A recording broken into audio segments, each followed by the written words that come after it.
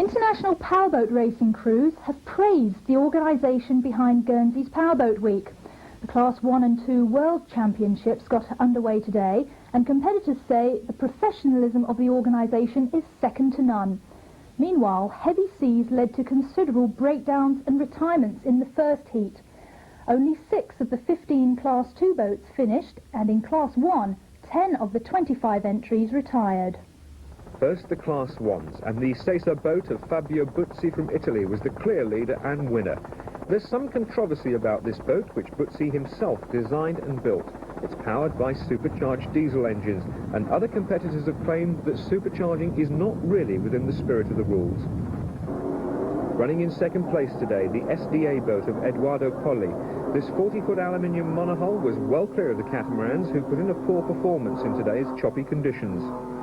Running up in third position was the Mura boat of Alberto Petri, running under number 11. In all, Italian boats took the first 6 places, and unless weather conditions are a lot calmer on the next 2 heats, it looks as if their monohulls are going to dominate this championship. The catamarans didn't have a good outing today, and there was a disappointing showing for the current Class 1 champion, Steve Curtis. His Cougar catamaran reporter ended up 9th and picked up just 40 championship points compared with the 400 points collected by the winning boat. Well, it wasn't our weather. Our boat's built for flat water conditions, and plus we had a throttle cable that broke inside a sort of like a casing, so it means that one throttle lever was very stiff, so I couldn't throttle the boat properly and get the right attitude on the boat. So that was a bit of bad news, and on top of the rough weather, it just wasn't our day. Do you see your championship titles slipping away now, or do you think that perhaps there may be hope yet?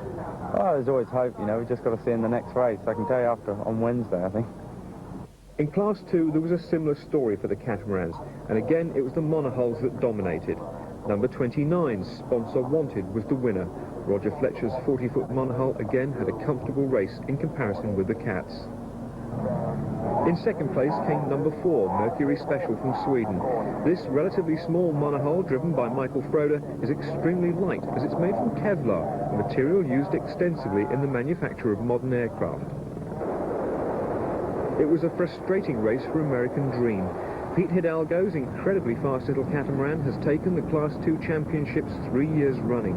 The boat is unusual in its design, and the 2-man crew sit cocooned in cockpits designed for the F-16 fighter aircraft. Despite his impressive race record, though, he had to contend with third place today.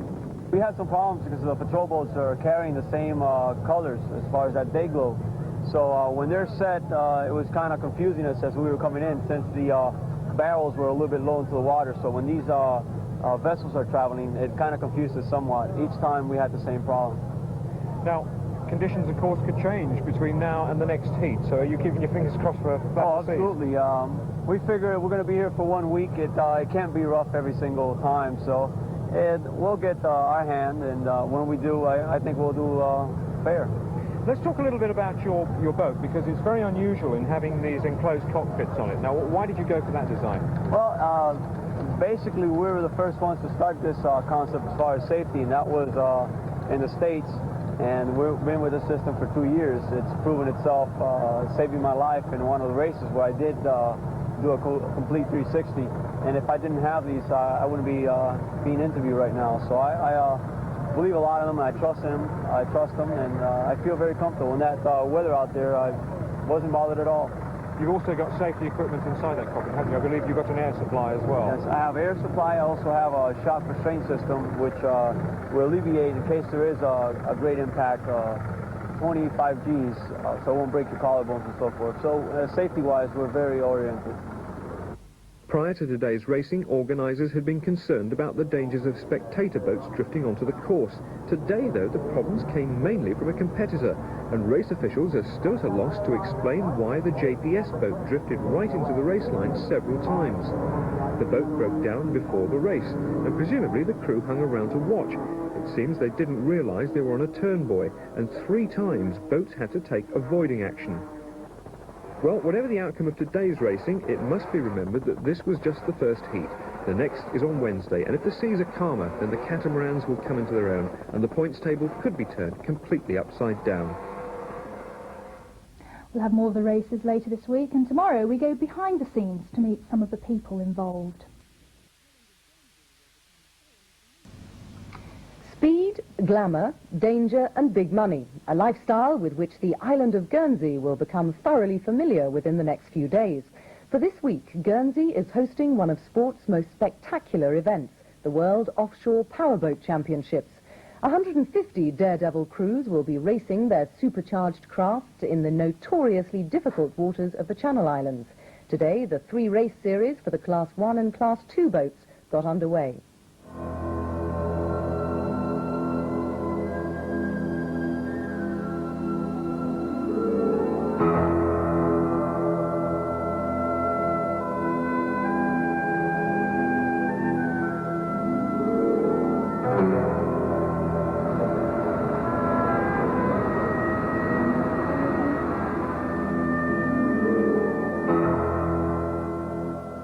This is the waterborne equivalent of Formula One Grand Prix racing for cars, except in boats with twice the power on tap, it's arguably even more dangerous.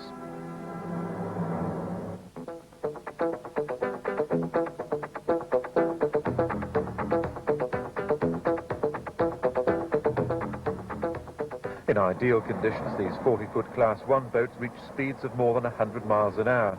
But for the first race, conditions were destined to be distinctly lumpy, as Championship Chairman Dick Ridout explained at the early morning briefing. The weather at present, we're west-northwest, and it is forecast force 4 increasing to 5. There will be a longish swell going down today's Orme, and you could expect up to 2-metre waves. For the Southampton-based British world champion Steve Curtis and his Italian-sponsored boat Reporter, such conditions were far from ideal. But he's known on the circuit as a fearless competitor. Basically, I think I've won a few races that I really shouldn't have won. Like catamarans are not so good in rough weather, and I've won a few rough weather races in catamarans, so everyone immediately pins you up as a maniac. Now, everybody would think that you'd be the driver of the boat, but you're not actually, are you? Explain what that's about. No, there's 3 people in the boat normally. You've got a navigator who obviously navigates, does the charts, etc. You've got a driver who actually steers the boat, and you have a throttle man, which is what I do, which handles the trim of the boat and the speed of the boat. So the actual driver has no control over his speed at all. You dictate that? Yeah, I dictate the speed and the attitude of the boat, and the driver points it in the right direction. Another racer apparently hooked on adrenaline is navigator Dag Pike, a veteran of Richard Branson's Virgin Atlantic Challenger, and navigating on one of the championship favourites, the Italian boat Chaser. Now, what makes you want to do this now? I mean, you're a grandfather racing around in high-speed, very dangerous boats. Well, I've been a navigator all my life, and I just love navigating, and this is navigating right at the top of the tree, I guess, and it's the ultimate challenge in navigating. I really enjoy it. Describe it. I mean, what's it like trying to point the right direction in a boat like this? Well, one of the biggest problems is just being able to see where you're going, because the whole thing's shaking and bouncing around, and just seeing, and you pick up these buoys maybe 20 seconds away, and it's real tension as you come up to it trying to find this buoy, because if you go wrong an awful long way, and you go wrong very fast. The 165-mile course takes the fleet from St. Peter Port Harbour along the Guernsey coastline and past the adjacent islands of Herm, Sark, Jersey and Alderney. The courses allow for spectacular viewing for shore-bound spectators, although it's still hard to comprehend the pounding taken at sea by men and machines.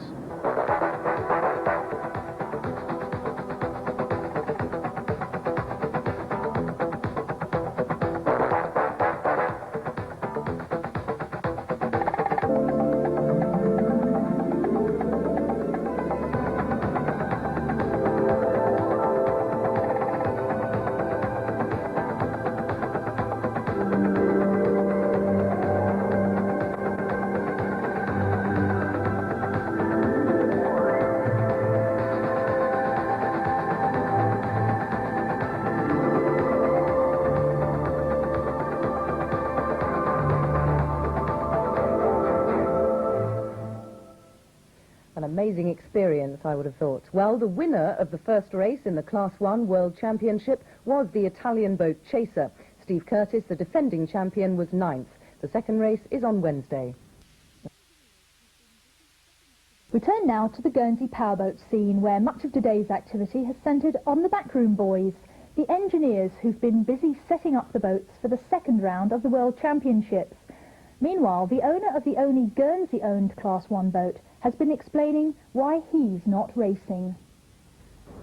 Visions of Guernsey has so far done nothing more than sit at the entrance to the tented village. It belongs to local financier Gerv Brazier, and it had been his dream to win the World Championships on his home territory.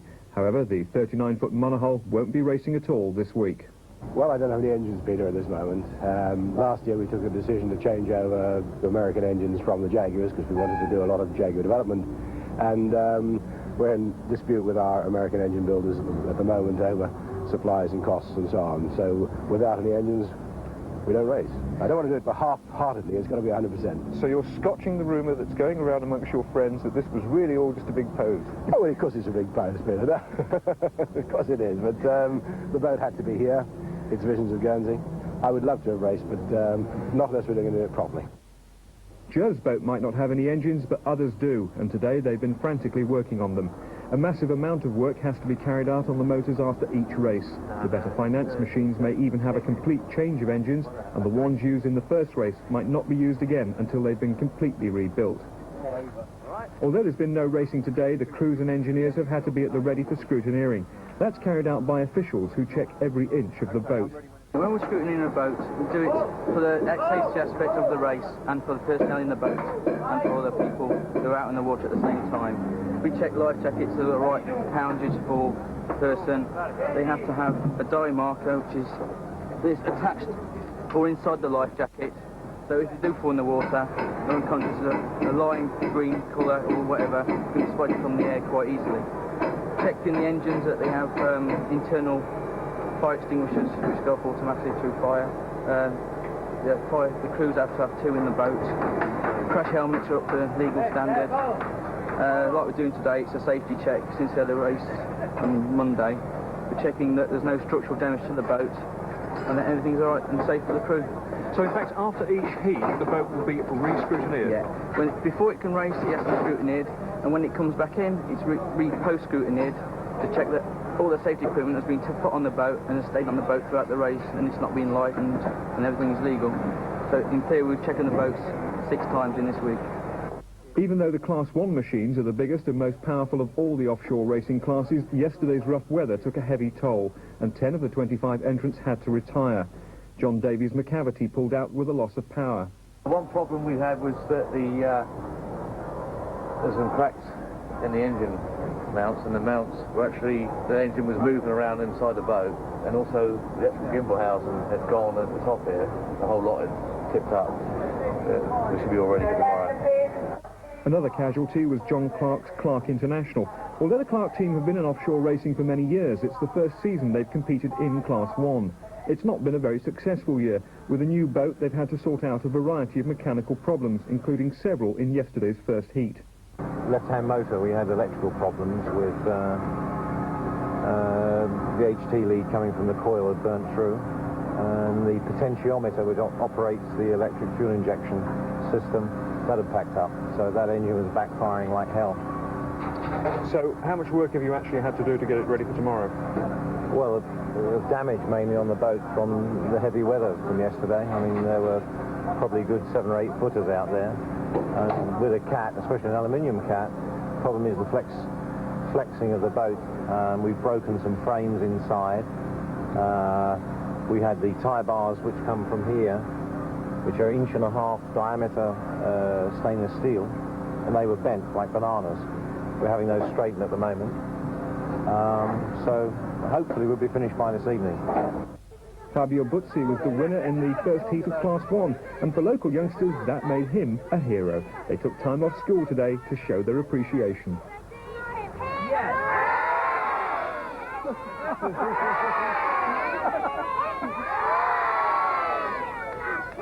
So there we are. When you win the first heat, you get the cheers from the youngsters. Those youngsters are from St Sampson's Infant School. They're now having a good look over Chaser, the boat which won the Class 1 first heat.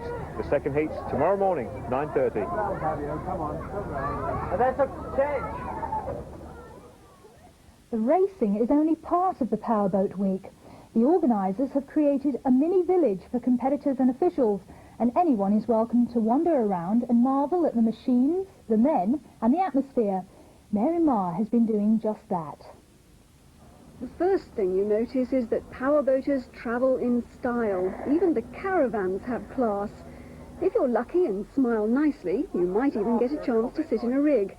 They're compact and surprisingly comfortable. Mine's quite cosy, but I've got a wet bum.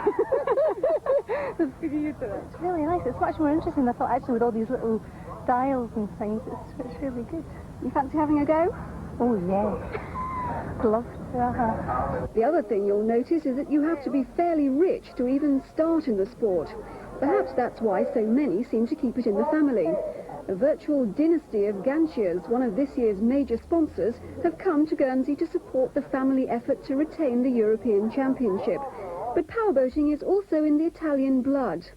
It's very much fun, especially when you jump up on the air and you have these beautiful sensations. I would say that sometimes it's quite dangerous, but, you know, I like it. Sometimes. It seems if you've got the bug, you can't shake it, and father even passes it to son. That's certainly the case in the Curtis family. Father Clive founded Cougar Marine, and his son Steve is the defending World Class 1 champion. He's, I mean, it's very difficult, but I think he probably is the best cat driver in the world today. He's certainly very, very quick. He is also very good in the deep V, but most of his experience is in catamarans. And if the weather suited him, he'd be a very difficult competitor to beat.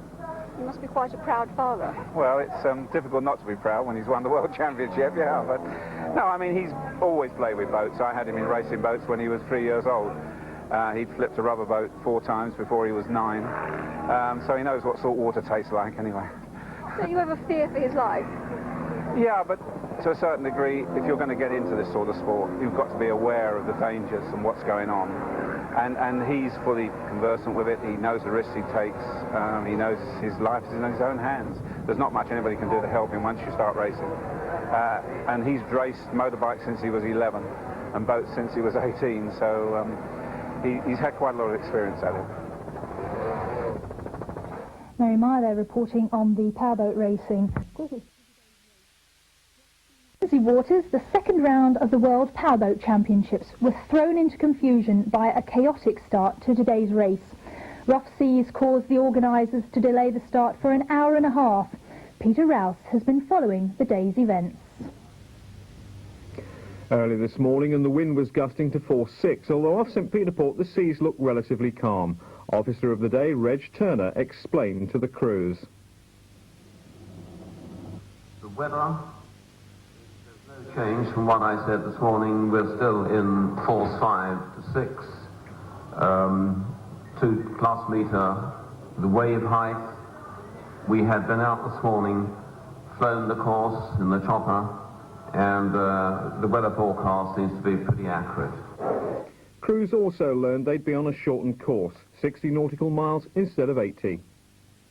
That news didn't worry Fabio Buzzi, the Italian who's leading in Class 1. Those conditions suited his monohull just fine. 6 minutes past 11 and they rolled line abreast, but notice as they throttle away, the red start boat nearest the camera hasn't dropped his yellow flag and replaced it with green. It still isn't clear how the confusion started, but around 3/4 or more of the boats took off before they should.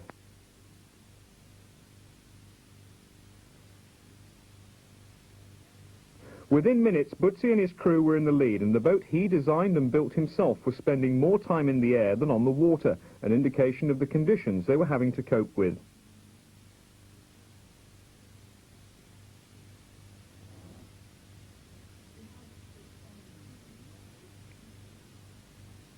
Five minutes later and Class 2 went into its rolling start, more orderly, but then there were only 9 competitors. Many had said that they just weren't going to risk damaging their boats. Buzzi and his diesel-powered monohull were first over the line at the end of lap 1 and repeating their performance of the first heats.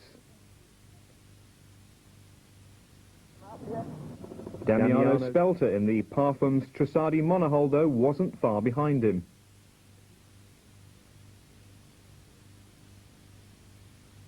Disaster for the third-place boat SDA at this stage. It spun and a crewman was thrown clear. They got him back on board, though, and carried on to cross the line in 8th position. John Clark's problems continued, and he had to withdraw with mechanical problems like he did in the first race. Sponsor Wanted, driven by Roger Fletcher, looked like repeating his Monday performance as he crossed the line first at the end of the first lap for Class 2s.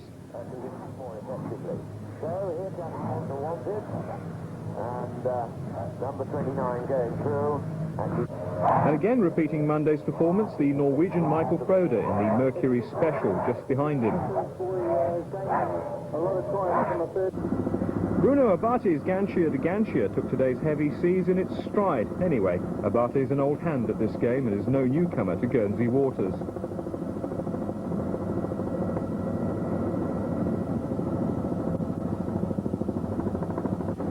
Jean-Paul Fruitier's French entry, Euromarché Rocky, was one of the cats that seemed to cope reasonably well given these rough conditions.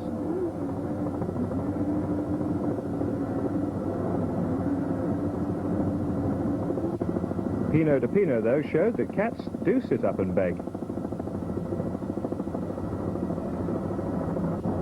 The black smoke spells the end for Damiano Spelter's Tresardi. Until the breakdown, it had been a real threat, though, to the leader. Rocky also had to pull out, but the crew signalled that they were okay. So, he does it again. Chaser 1882 roars across the line, and other competitors must be wondering if they'll ever catch this man Butzi.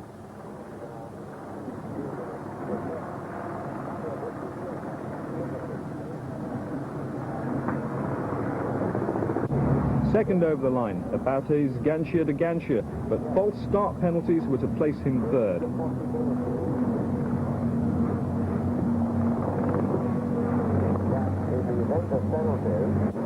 And third over the line, a surprise comeback by reigning world champion Steve Curtis.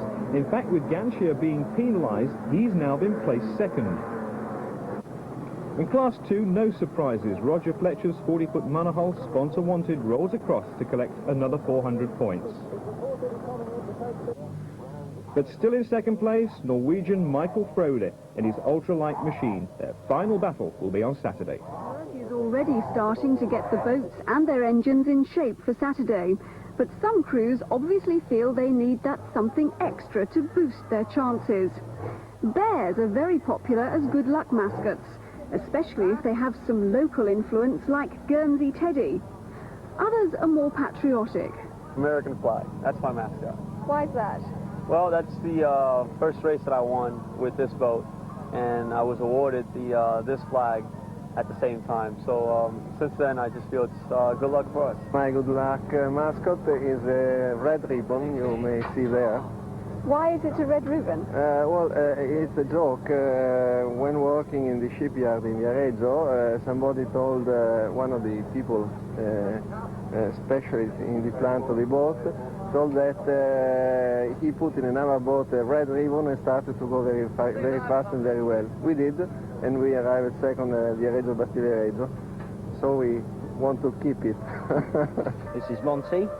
Monty Yare is full name, because he's cool Yare. And he's our team mascot, and he'll come in the boat with us and hopefully keep us up the right way and get us around the right way as well. Has he brought you luck so far? Yes, he has. In every race that I've brought him, or I've taken him in the boat, we've had a placing, or at least ended up the right way. We haven't had any mechanical problems, and at least we got around. I'm going to make sure I fit that on the boat before we go. I think that probably might help. Apart from that, no.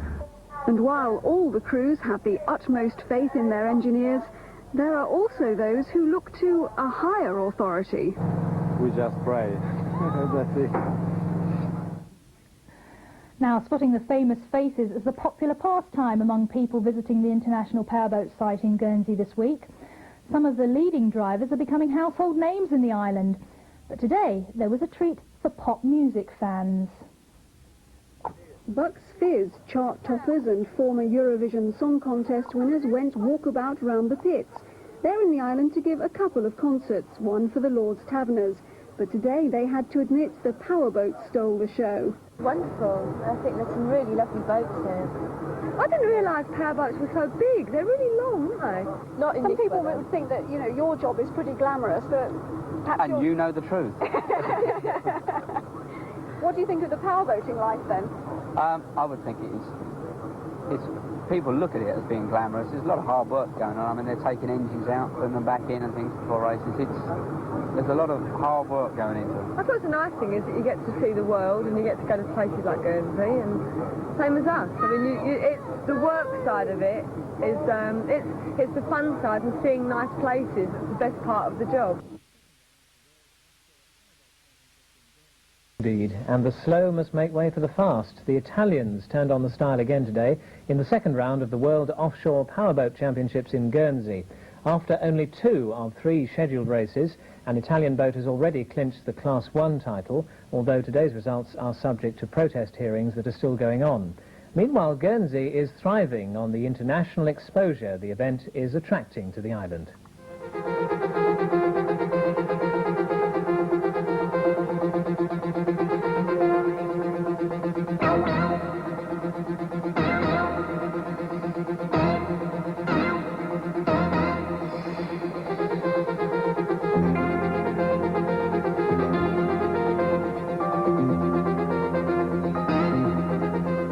The exhilarating sight of these huge powerboats thumping through the sea has an hypnotic attraction for any cameraman, and the resulting pictures, be they on television or in newspapers and magazines, never fail to draw the eye.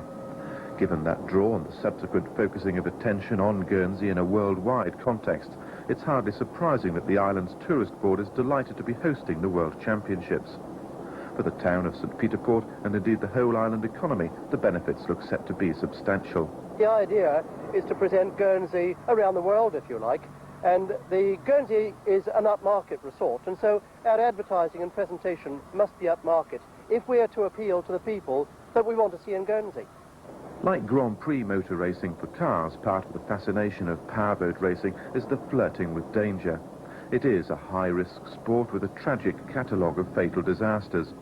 Powerboat racing has its own vocabulary for mishaps, the worst being a trip and stuff when the boat trips on one wave and gets stuffed by the next. Safety, then, is paramount in the minds of organisers and competitors. Like many other craft, the reigning Class 2 champion American Dream has a number on the bow which advises rescue divers as to how many crew are on board. But owner Peter Hidalgo also has some of the most sophisticated safety equipment built in. Well, I installed the F-16 canopies, which is the same grade that the fighter planes use, and that's already been proven to work. I had an accident last year where I did a complete 360, and it worked out for us in saving our lives. So we're very happy with that. So what exactly happens if you're underwater? What do you do then? Well, we have oxygen that is, we have in store, we have in the area in case there is some sort of accident like that we would be capsized. We would have to wait until the pressure equalized, and then we would then escape. Safety first has been the organisers' motto too.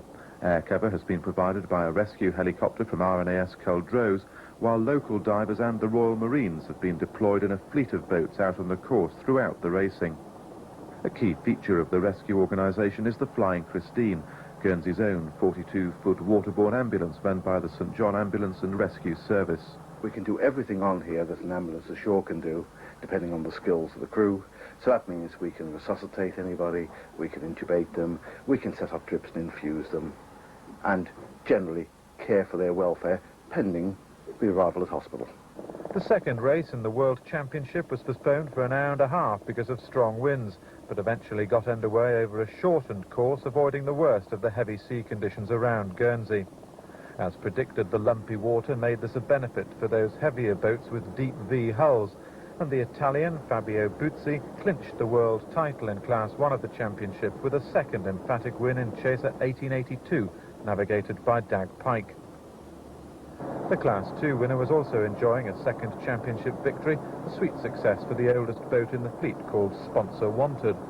The pool-based 16-year-old veteran of the Round Britain race is driven by Roger Fletcher, with John Craxford from Newton Abbot on the throttles.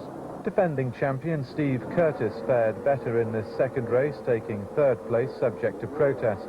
But with Fabio Buzzi having already wrapped up the Class 1 world title, the real needle match in the final race on Saturday will be in Class 2 between Sponsor Wanted and Mercury. Well, confirmation of those standings. Chaser has an unassailable lead in Class 1 over Reporter, with Britain's 1987 champion Steve Curtis on board, and another Italian boat, SDA. And in Class 2, Sponsor Wanted leads the Swedish boat Mercury Special, and it should be a thrilling last day's racing on Saturday. The skies over the Channel Islands have echoed to the sound of piston and jet engines today as islanders enjoyed the annual Battle of Britain displays. In Guernsey, it's been noticeable that aircraft have stayed well clear of the harbour area as new safety rules are enforced following the recent disaster in Germany. Peter Rouse now reports. Opening the show in Guernsey was Channel Island Air Search's aircraft Lion's Pride. Supported by all the islands, this Aztec aircraft locates boats in distress within a matter of minutes. It then drops smoke flares to mark the position for the local lifeboats. Lion's Pride, which is fitted with highly sophisticated electronic tracking equipment, is crewed entirely by volunteers and was flown today by Chief Pilot Captain Roger Dadd. The Marlborough team are in great demand at air shows throughout the summer and specialise in tight formation work in their little pit specials. Here they roll out in mirror image.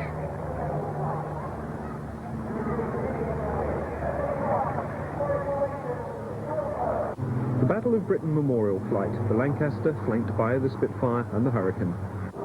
They visit us every year, and the Spitfire is now one of only 6 that are left flying. All these aircraft are flown and maintained by Air Force volunteers. The Hurricane. It never attained the glamour of the Spitfire, but still gave excellent service in just about every theatre of war, from Europe to the Far East, from the deserts of Africa to the decks of aircraft carriers.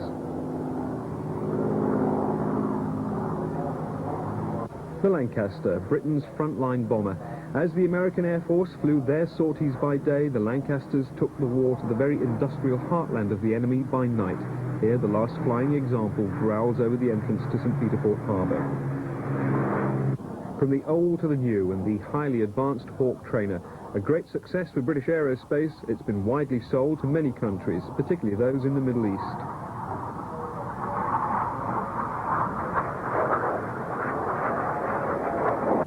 A very rare visitor to Guernsey skies. This is the Avro Shackleton. Derived by Avros from the Lancaster, it was widely used as a coastal command aircraft. Indeed, a handful are still in use protecting Britain's shores. There's nothing a Harrier pilot likes more than to show off the capabilities of this amazing British aircraft, now also built under license by the Americans and copied by the Russians. It can land and take off vertically, fly sideways, backwards and forwards.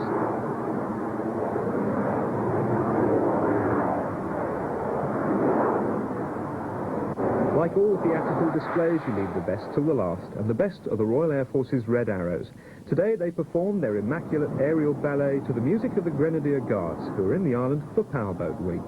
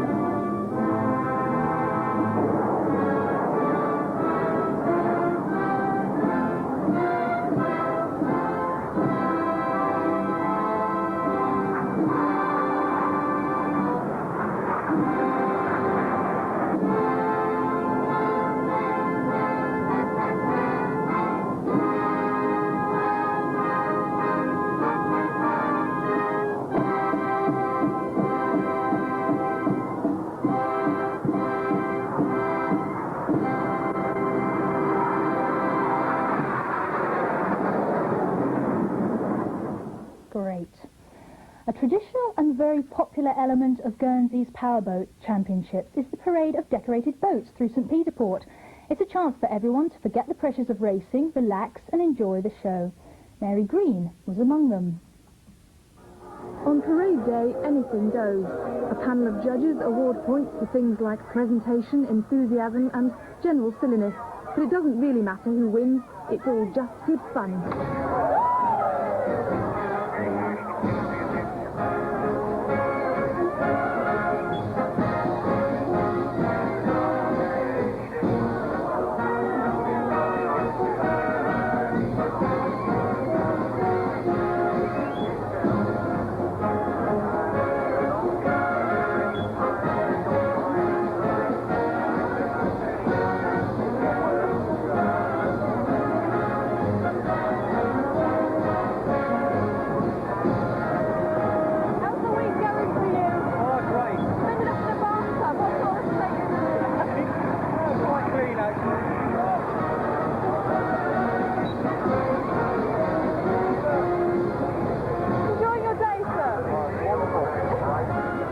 Guernsey, by far the best. We've covered around the world, and by far it's the best.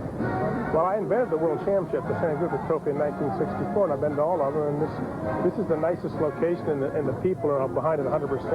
The merchandising is absolutely perfect. The literature, I think it's the best I've been to. This is pretty incredible.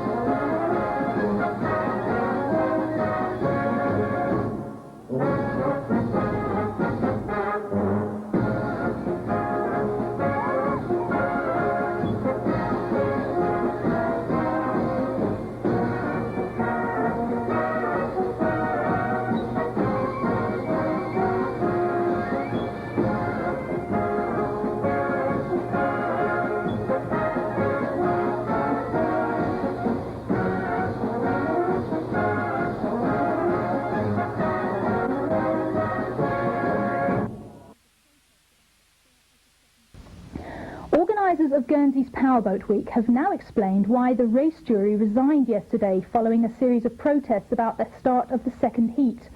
However, even though a second race jury have reached a decision, appeals have already been lodged on their findings. Peter Rouse now reports.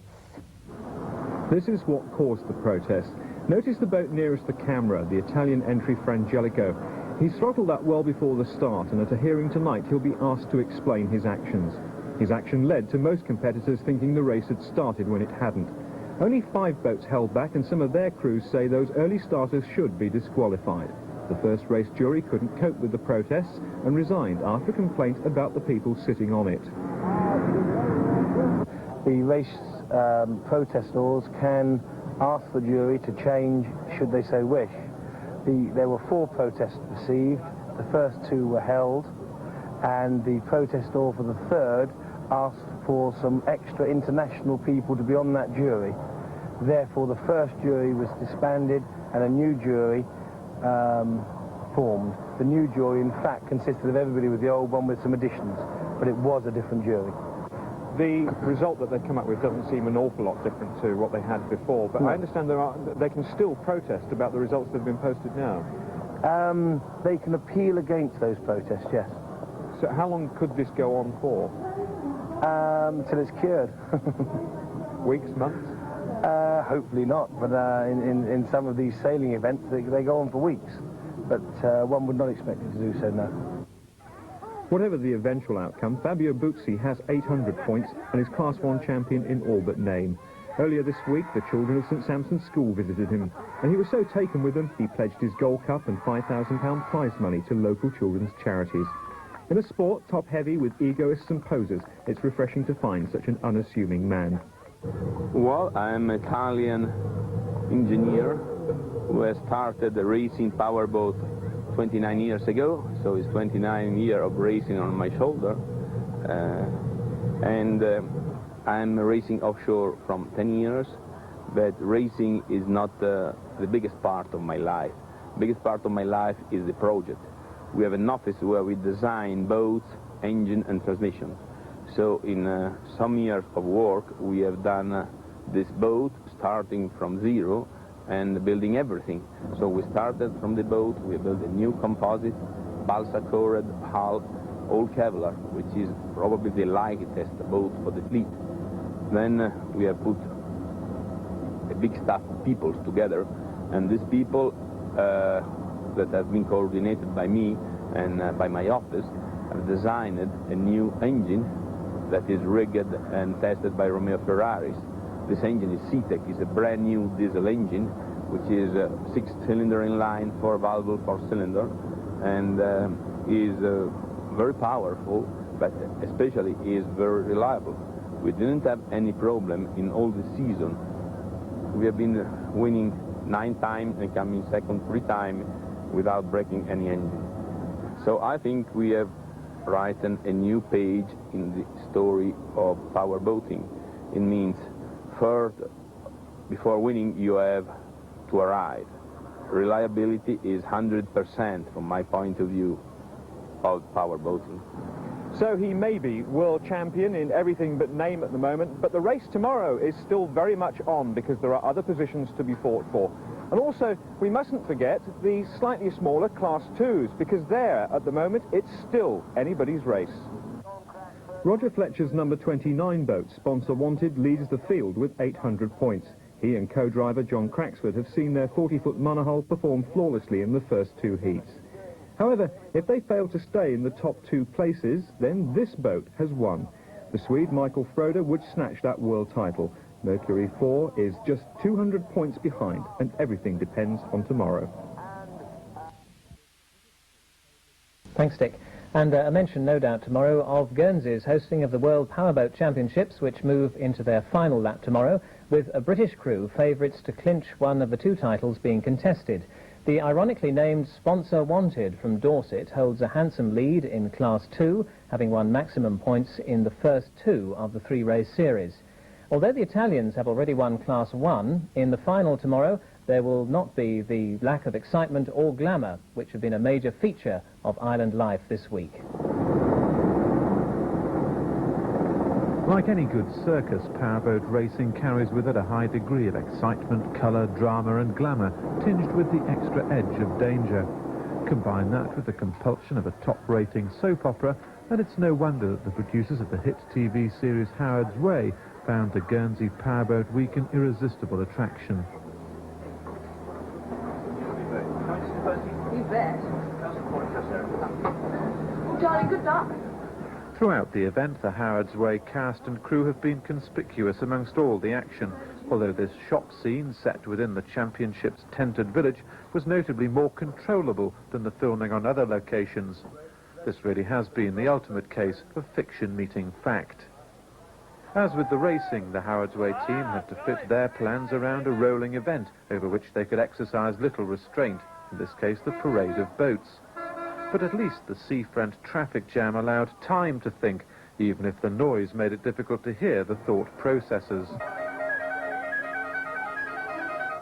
In a way, you're having to act on a stage rather than on a film set. Yes, that's true, and it was certainly true this morning when we did the stuff in the tented area, because there were so many people actually watching me act. And that it was a very weird thing. It was like being on stage as well as television at the same time. Does that make it harder for you? Yes, it does. Yes, it does. And obviously, you can't expect everyone to be very quiet in that situation, so your concentration has to be even greater. Back on the water tomorrow, there'll be a very different parade of boats, although one team in particular is anxious to be leading its section. After an emphatic second win, the pool-based Class 2 leader, Sponsor Wanted, holds a comfortable cushion of points over its nearest rival, and the crew is justifiably optimistic. We've got to be pretty much firm favourites now, I think. If it's a rough race, there's only really Frode and it's Mercury Special that can get close to us. And it doesn't matter if he wins, we can afford to come third and still take the championship now. I've been with this boat now since 1984. I did around Britain with it, and we've been second in the Coastal Key. The boat itself is 15 years old. but all the machinery in it is pretty modern equipment. It's a good hull, and this is what happens if you build these boats that are too light. They fall to bits, especially in conditions like this. The Italian boat Chaser has already won the Class 1 world title, but owner Fabio Buzzi still intends to compete in tomorrow's final and really rub in his superiority. The calmer conditions forecast could benefit the catamarans as well, like that of former British world champion Steve Curtis in Reporter. But while Curtis may have lost one title for Britain, Roger Fletcher in Sponsor Wanted will certainly be doing his level best to bring one back.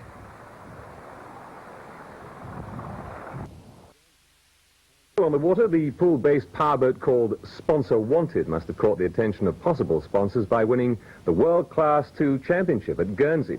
Calm conditions for the final race were not to the liking of Sponsor Wanted. All week the weighty old boat had ploughed happily through heavy seas, upsetting its younger and lighter competitors. It won the first two races, but in the last one yesterday, it lumbered round a flat, calm course under the control of throttleman John Craxford and owner-driver Roger Fletcher. Even then, a rash of retirements still left Sponsor Wanted in second place to clinch the overall title. It may still lack a sponsor, but there was no shortage of champagne.